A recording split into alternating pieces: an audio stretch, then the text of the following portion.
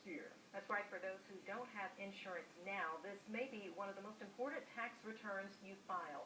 WSAV's Joanne Merrigan is here with more on that. Joanne?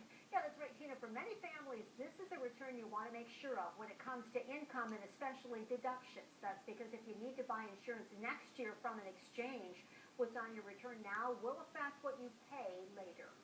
That we can help people understand whether they need to look at health insurance. Sydney Klein isn't a doctor, and she's not playing one on TV. She is a tax expert, though. And they would apply the formula and see what part of the subsidy they were eligible for. Whether you have someone like Klein or you spend nights at your own desk preparing your own taxes, this is one return where you will want to make sure that you take all eligible deductions and claim dependents. In 2014, if you buy insurance from an exchange, this return will be important.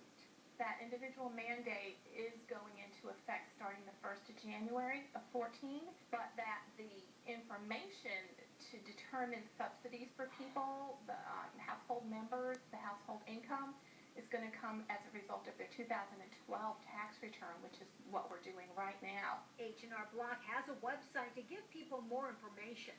This is talking about their income so they could possibly have that subsidy.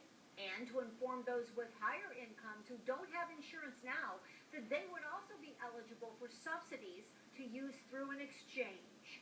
And that will all be recalculated next year. They're going to do this every year to determine that subsidy for the following year. Klein says you can't amend your return if it's already been filed, especially if you've realized you may have deductions you didn't take.